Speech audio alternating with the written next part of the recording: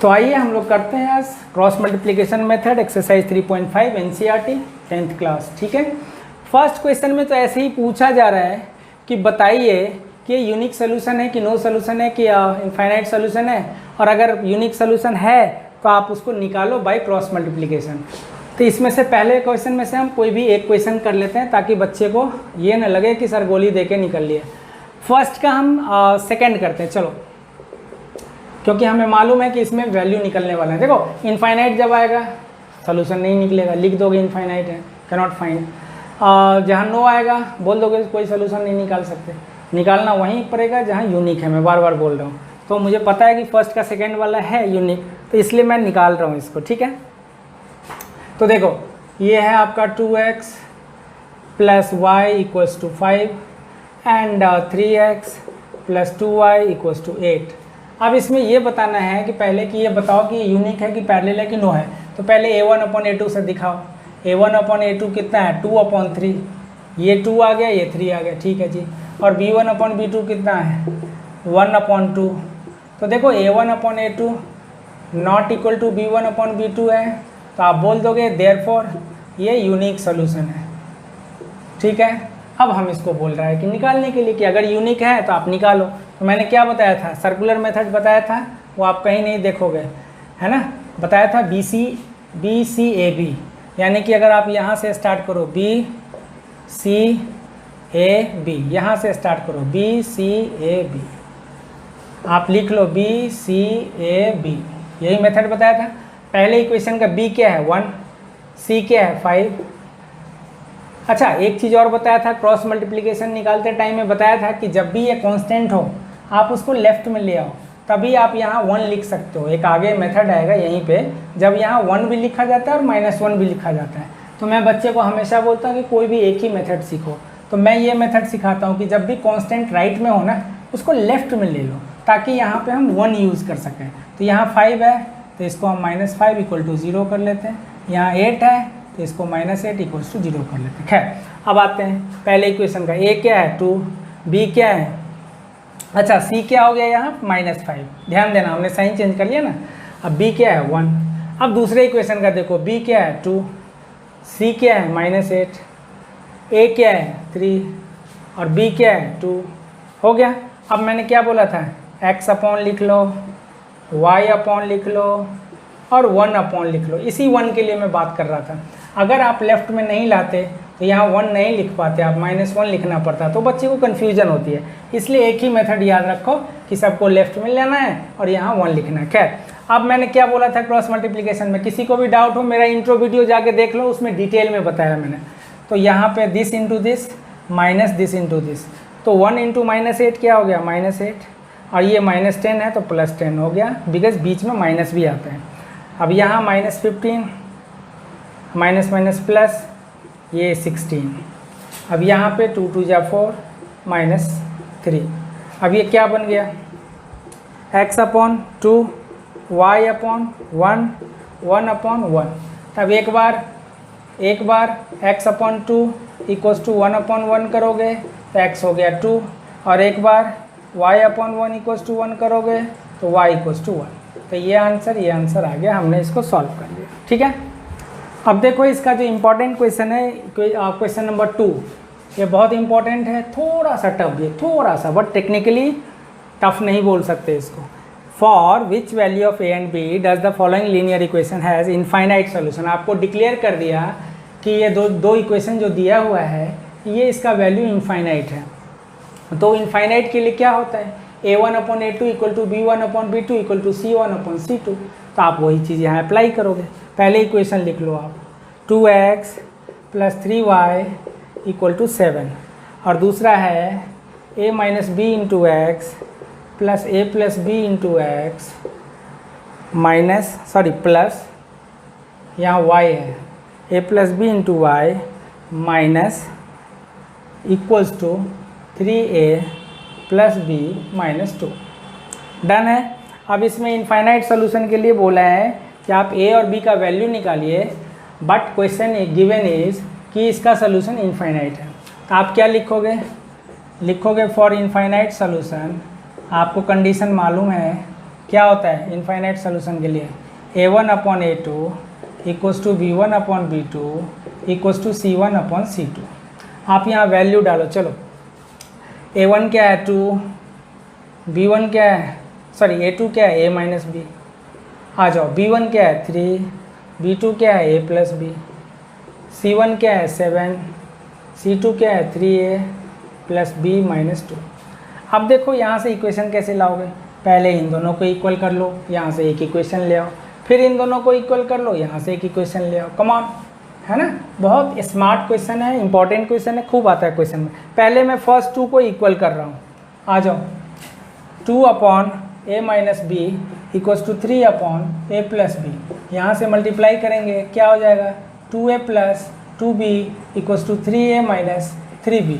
तो ये क्या बन जाएगा 5B और ये उधर चला गया तो A इक्वल टू 5B एक इक्वेशन आ गया। चलो भाई ये पहला इक्वेशन हो गया। कोई बच्चा चाहे तो A - 5B = 0 या 5B - A = 0 भी लिख सकता है, कोई इशू नहीं है। अब इन दोनों का इक्वेशन लाओ। चलो 3/A+B equals to 7/3A + B-2। चलो कम ऑन, अब इसको मल्टीप्लाई करो, क्रॉस मल्टीप्लाई। 3 से इसको कर रहा हूँ 9A + 3B - 6 equals to 7A + 7B। अब ये क्या बन गया 9A - 7A 2A, 3B - 7B - 4B = 6। ये हमारा दूसरा इक्वेशन हो गया। अब इन दोनों इक्वेशन को आप सॉल्व कर लो जैसे मर्जी है, एलिमिनेशन से हो, सब्स्टिट्यूशन से हो, क्रॉस मल्टीप्लिकेशन से हो, जैसे भी हो। जहाँ पे नहीं लिखा हुआ है वहाँ तो मैं क्रॉस मल्टीप्लिकेशन करता ही नहीं। खैर, तो यहाँ पे सिंपली आप इसका वैल्यू इसमें डाल दो, खत्म। कोई बच्चा चाहे क्रॉस मल्टीप्लिकेशन से करना तो बिल्कुल कर सकता है, बट यहाँ क्योंकि वेरिएबल में है, XY नहीं है, इसलिए मैं कहूँगा कि ऐसे दूसरे मेथड से ही कर लो, कोई प्रॉब्लम नहीं है, ठीक है, नहीं तो कन्फ्यूजन होगी आपको। खैर, तो मैं सब्स्टिट्यूशन करूँगा। A का वैल्यू सीधा 5B में डाल देता हूँ यहाँ पे, 2A - 4B = 6। अब A का वैल्यू जो है यहाँ वो 5B डाल देता हूँ, this is called substitution method. तो ये हो गया 5B - 4B = 6। ये हो गया 10B - 4B, कितना हो गया 6B, 6B = 6। तो हमारा B कितना आ गया 1। अब B का वैल्यू फिर से किसी में भी डाल दो, कहीं भी किसी भी इक्वेशन में, मेरे लिए बढ़िया है, इसी में डाल देता हूँ। B का वैल्यू 1 डालूंगा तो क्या हो जाएगा 5 × 1 = 5। तो A का वैल्यू क्या आ गया 5, खत्म। A और B का आंसर आ गया। नाउ विल स्टार्ट 2 का second part. It's very hot, काफ़ी स्वेटिंग हो रहा है, बट इट्स ओके। मैं मेहनत करने को तैयार हूँ आप लोगों के लिए, साथ में आप भी आई होप कि अच्छे से मेहनत करोगे और बोर्ड में रॉक करोगे, लाइफ में आगे जाओगे। जिस हिसाब से करवा रहा हूँ, जो चीज़ आपको मिल रहा है, अगर थोड़ा सा ध्यान दे दो, बोर्ड में 100 में 100 लाना कोई बड़ी बात नहीं है। आई कैन एश्योर यू, हमारे कितने सारे बच्चे हर साल लाते हैं 100 में 100, 2-4 बच्चे तो होते ही होते हैं, बाकी 90s में ज़्यादा होते हैं, 94, 95, 96 ऐसे हमेशा बोर्ड में होता है।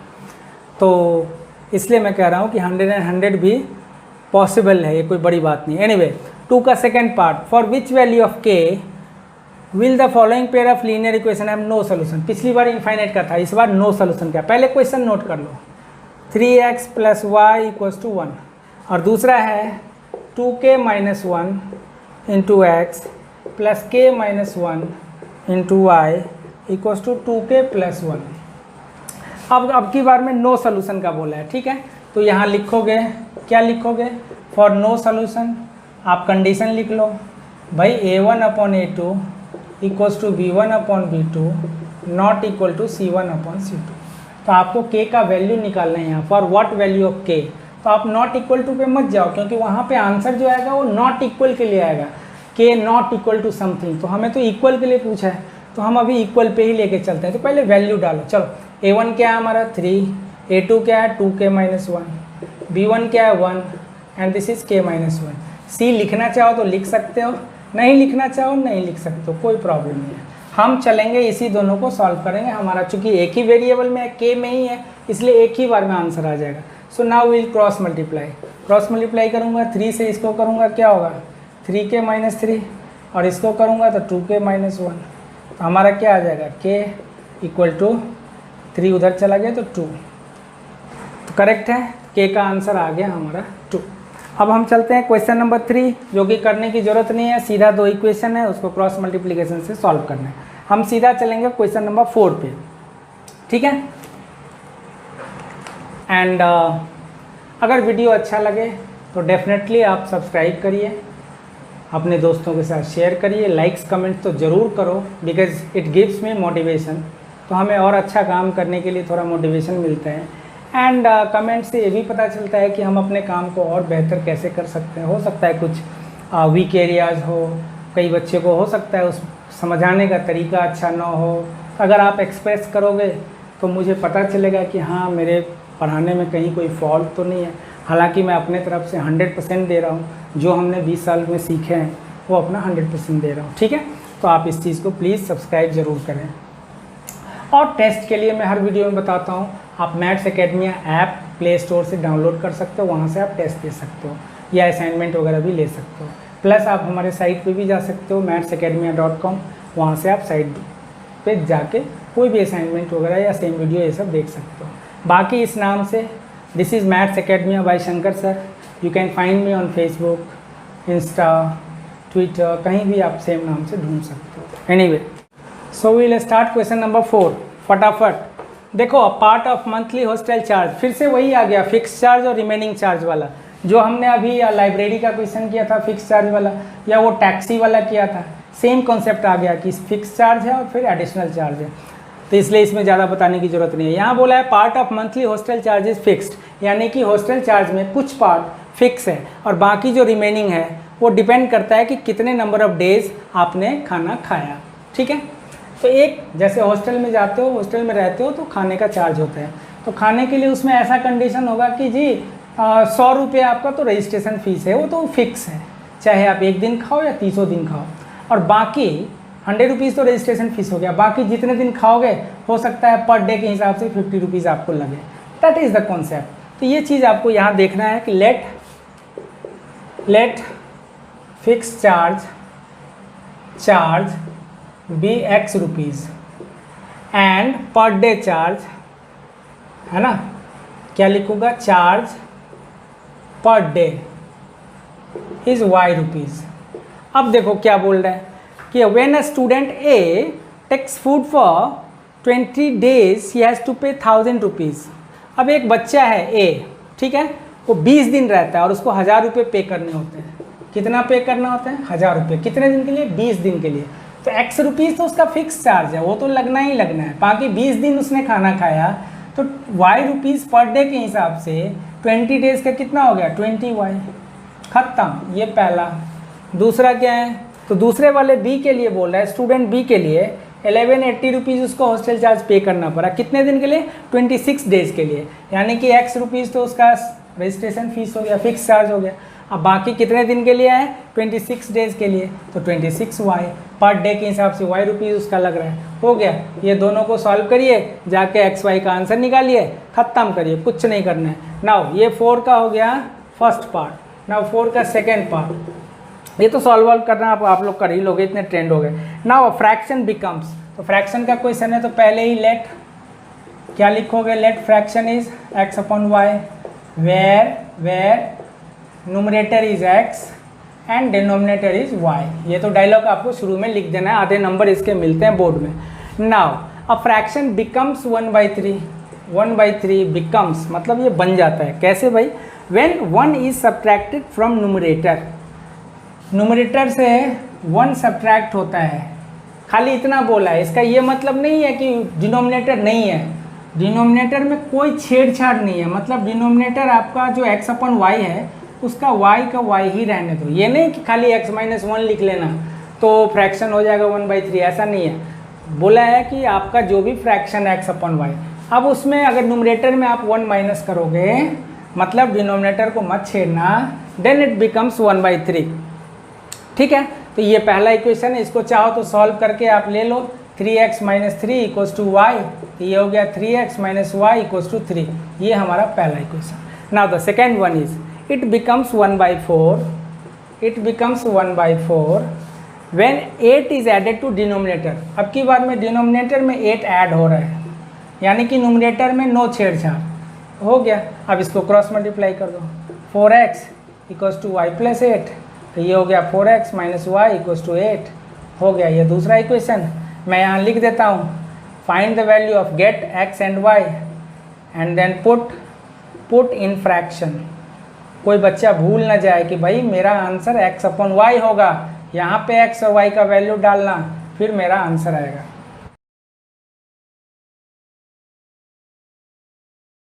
अब देखो फोर्थ और फिफ्थ बहुत इंपॉर्टेंट है, मेरे हिसाब से बहुत इंपॉर्टेंट है फोर्थ और फिफ्थ। ये ध्यान दो, place A and B are 100 kilometre apart. ये एकदम इनोवेटिव वे सिखा रहा हूँ इसका। ये ए है, ये बी है, दोनों के बीच कितना है 100 किलोमीटर। चलो भाई आ जाओ। अब बोल रहा है कि one car starts from A, another car starts from B at the same time. अब एक कार यहाँ से स्टार्ट होता है और एक कार यहाँ से स्टार्ट होता है, तो दो सिचुएशन आएगा। ऐसा भी तो हो सकता है कि एक उल्टा है, तो दो सिचुएशन आएगा, एक तो सेम डायरेक्शन का आएगा, एक अपोजिट डायरेक्शन का। तो हम पहले अभी कर रहे हैं सेम डायरेक्शन का, ठीक है। तो ये क्या बोल रहे हैं, देखो one car starts from A, another car starts from B at the same time if car travels in same direction. अब सेम डायरेक्शन की बात कर रहे हैं, तो बोल रहे हैं at different speed they meet in 5 hours. बोल रहा है कि अगर ये दोनों सेम डायरेक्शन में जा रहे हैं तब ये 5 घंटे बाद मीट करेंगे।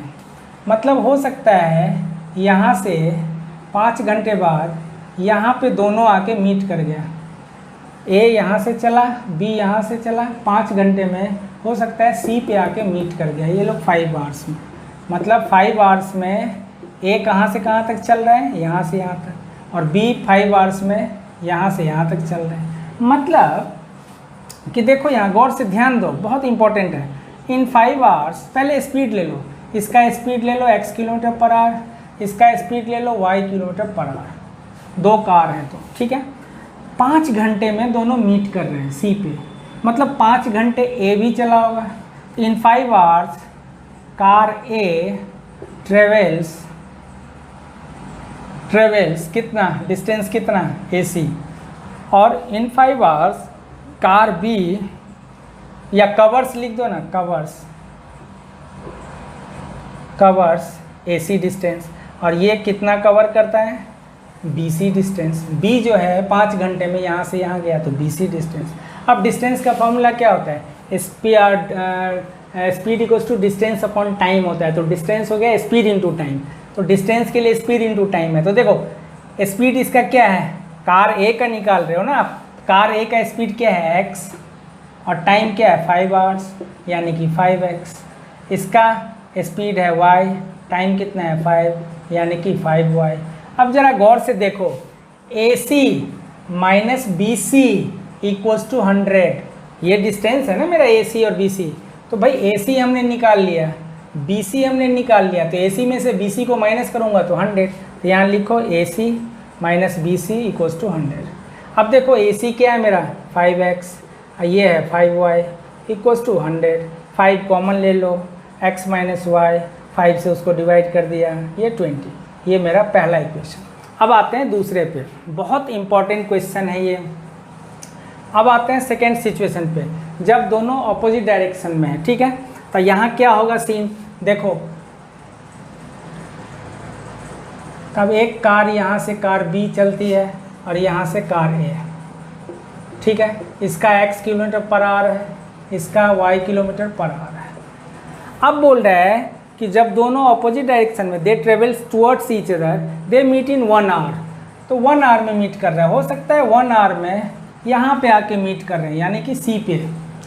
यानी कि अब 1 घंटे में कार ए कितना चला AC, और 1 घंटे में कार बी कितना चला BC, और दोनों के बीच कितना है 100 किलोमीटर अपार्ट। वो तो पहले ही बताया था कि दोनों के बीच 100 किलोमीटर अपार्ट है। तो अब की बार में 1 आवर का डिस्टेंस कवर निकाल लो कि 1 घंटे में कार A कितना चलती है, 1 घंटे में कार B कितना चलती है, फिर देखते हैं। तो यहाँ लिखो in 1 hour car A covers distance equals to speed into time, speed into time यानी कि x इंटू 1 इज x। ऐसे ही इन कार 1 यहाँ भी लिख लो in 1 hour car B covers distance of y into 1 यानी कि y। अच्छा, जैसे यहाँ हमने नाम डाला था AC और BC, ऐसे ही यहाँ आप भी नाम डाल लो, डिस्टेंस का नाम डाल लो अगर कन्फ्यूजन होती है तो। कार A कितना चला AC और कार B कितना चला BC। चलो भाई, अच्छा पहले केस में क्या था, AC माइनस BC था 100, अब की बार में क्या है AC प्लस BC है 100। Got my point, this plus this है 100, तो अब की बार में लिखो AC प्लस BC है 100, है ना। बेस्ट कॉन्सेप्ट दे रहा हूँ, ये ध्यान रखना, खाली रट्टे मार के आंसर निकालना कोई बहादुरी नहीं है ना। AC क्या है मेरा x, BC क्या है मेरा y। हो गया, ये दो इक्वेशन है, दोनों को सॉल्व कर लीजिए, खुश हो जाइए। मैं तो यहीं पे सॉल्व कर दूँ, उसको नोट कर रहा हूँ यहाँ पे, देखो x plus y equals to 100, ये सेकेंड इक्वेशन, दोनों को सॉल्व करूँगा, y कट गया, 2x इक्वल्स टू 120, x हो गया 60 किलोमीटर पर आवर। अब यहाँ पे x 60 डाल दूंगा तो y हो गया 40 किलोमीटर पर आवर। हो गया, सॉल्व करना है एलिमिनेशन मेथड में, बहुत आसान है, ठीक है। तो ये 60 एंड 40 आ गया, आप खुश हो जाइए। एंड हाँ, आप लोग सब्सक्राइब करना मत भूलना प्लीज़, अगर जिन्होंने भी अभी तक सब्सक्राइब नहीं किया है वो प्लीज़ सब्सक्राइब कर लेना, because it gives me motivation. मैं बार बार बोलता हूँ, चैनल मेरा नया है but I am not new, 20 years घिसने के बाद ये चीज़ दे रहा हूँ आप लोगों को। सो या इट टेक्स टाइम, मुझे पता है कि टाइम लगेगा, बट अगर थोड़ा थोड़ा सब्सक्रिप्शन मिलता रहता है तो लाइक्स कमेंट्स आते रहते हैं, तो पता भी चलता है कि हमारे में भी क्या फॉल्ट है, हम उसको और इम्प्रूव कर सकते हैं। ओके, तो ये चीज़ ध्यान रखिए। बाकी last one is the area of rectangle gets reduced by 9 square units if bla bla bla. मतलब एक रेक्टेंगल है पहले ओरिजिनल, है ना, ये ओरिजिनल रेक्टेंगल है, तो इसका ओरिजिनल लेंथ ले लेते हैं x यूनिट ले लो, और इसका ओरिजिनल ब्रेथ ले लेते हैं y यूनिट। चलो भाई, लेट कर लेना इसको, let original length of rectangle is x unit और original breadth of rectangle is y unit. अब ये बोल रहा है कि अगर आप लेंथ में ये छेड़छाड़ करो और ब्रेथ में ये छेड़छाड़ करो तो इसका एरिया रिड्यूस होके ये बन जाएगा, यही है इसका कॉन्सेप्ट। तो आप तो मैं इसको पढ़ता हूँ दोबारा। Area of rectangle gate reduced by 9 square units, यानी कि अब ये 9 स्क्वायर यूनिट्स एरिया कम हो जाता है। कब कम होता है, if its length is reduced by 5, यानी कि अब जो नया रेक्टेंगल बन रहा है उसका लेंथ 5 कम हो गया, लेंथ को 5 से रिड्यूस किया और ब्रेथ को इंक्रीज़ किया है 3 यूनिट से, breadth is increased by 3 units, तो आपने ब्रेथ को इंक्रीज़ किया 3 यूनिट से। अब जो इसका एरिया निकालोगे, this area is 9 square units, ये कम है पहले वाले से, बोला है ना 9 स्क्वायर यूनिट्स रिड्यूस्ड, यानी कि दिस एरिया ये 9 स्क्वायर यूनिट कम है पहले वाले से। तो देखो ओरिजिनल एरिया क्या होगा, ओरिजिनल एरिया क्या होगा X Y, length into breadth, खत्म। और न्यू एरिया इसका, न्यू एरिया क्या होगा इसका x minus 5 into Y plus 3। Now this is 9 square units कम है इससे, मतलब this equals to this plus 9, ये बड़ा वाला है। तो मैंने आपको एक टेक्निक बताया था, जब भी कन्फ्यूजन हो तो बड़ा वाला माइनस छोटा वाला इक्वल्स टू सम लिख दो, यानी कि 9। तो अगर मेरे टेक्निक से बनाओगे तो ऐसे लिखो x y minus x minus 5 into Y plus 3 equals to 9। और एक बच्चा लिखेगा, अगर ये समझ में नहीं आता तो वो लिखेगा दिस एरिया, ये बड़ा वाला है, this area equals to this plus 9, दोनों एक ही बात है। खैर, अब इसको सॉल्व करिए, अब इसको सॉल्व करिए, x y plus 3x minus 5y minus 15 equals to 9। अब ये एक्स वाई कट, ये हो गया minus 3x plus 5y plus 15 equals to 9। तो ये क्या हो गया 3x उधर ले चलो और माइनस 5y को उधर ले चलो और इक्वल्स टू ये ले आओ इधर, ये मेरा पहला इक्वेशन आ गया, करेक्ट है। अब आप दूसरा सिचुएशन देखो, दूसरे में बोल रहा है कि if we increase the length by 3 units. अब देखो फिर से ओरिजिनल एरिया तो यही है और न्यू एरिया फिर से देखो, फिर एक नया कंडीशन डाल दिया कि अगर इंक्रीज़ करूँगा मैं लेंथ को 3 यूनिट से, यानी कि न्यू एरिया न्यू लेंथ हो गया x प्लस 3 और ब्रेथ को बोल रहा है कि उसको भी इंक्रीज़ करेगा ये 2 यूनिट से, तो यानी कि ये भी हो गया y+2।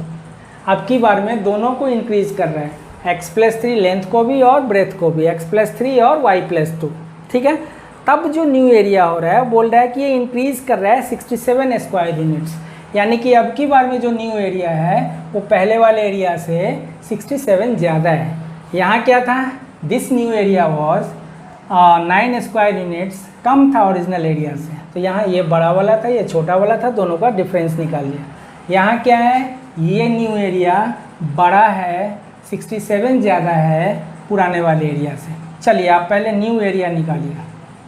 न्यू एरिया क्या होगा, x+3 इंटू y+2, और ये है ओरिजिनल एरिया आपका, ये है आपका ओरिजिनल एरिया, ये है आपका न्यू एरिया। तो मेरे टेक्निक से बताएंगे तो जब भी मोर लेस हो तो आप ये मालूम कर लो कि बड़ा वाला कौन सा है। आपकी बार में ये है बड़ा, तो this minus this equals to 67। So लिख लो x+3 इंटू y+2 minus XY equals to 67, that's it. अब इसको मल्टीप्लाई कर लो, 2x plus 3y plus 6 minus XY equals to 67। Now XY cut, now 2x plus 3y equals to 61 हो गया। इन दोनों को सॉल्व करना चाहो कर सकते हो, क्योंकि ये बड़ा क्वेश्चन है इसलिए मैं इसको सॉल्व कर देता हूँ फटाफट। 3x minus 5y equal to 6 और दूसरा है 2x plus 3y equal to 61। Done. अब देखो यहाँ कोई भी सेम नहीं है, तो ये 3x है, ये 2x है, तो इसमें 2 से मल्टीप्लाई कर लो, इसमें 3 से कर लो, ठीक है। तो इससे क्या हो जाएगा कि हमारा सेम आ जाएगा।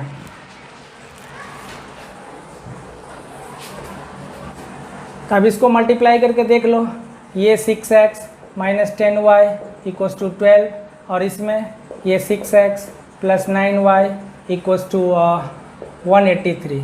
अब देखो ये माइनस माइनस माइनस ये कट हो गया, तो अब ये कितना हो गया, माइनस 19y, इसको सब्ट्रैक्ट करोगे तो ये 1 हो गया, 7 1। अब ये भी नेगेटिव में माइनस माइनस कट, y कितना हो गया 171/19, ये कट हो गया 9 जा, ठीक है। अब y का वैल्यू यहाँ डाल लो, फर्स्ट वाले में डाल लो। चलो इक्वेशन 1 में लिख दोगे बाय पुटिंग इन इक्वेशन 1, ठीक है। तो यहाँ हो गया 3x माइनस 5y, y की जगह 9 डाल लो इक्वल्स टू 6। तो ये क्या हो जाएगा 3x इक्वल्स टू 6 प्लस 9 5 या 45, ये हो गया 51। तो x कितना हो गया 17, तो ये x हो गया 17, y हो गया 9। डन। ये आपका क्वेश्चन हो गया ख़त्म। सो यस, मैं फिर से एक बार रिपीट करूँगा। सबसे पहले thanks for watching this with patience. अच्छा लगे तो ज़रूर सब्सक्राइब करना।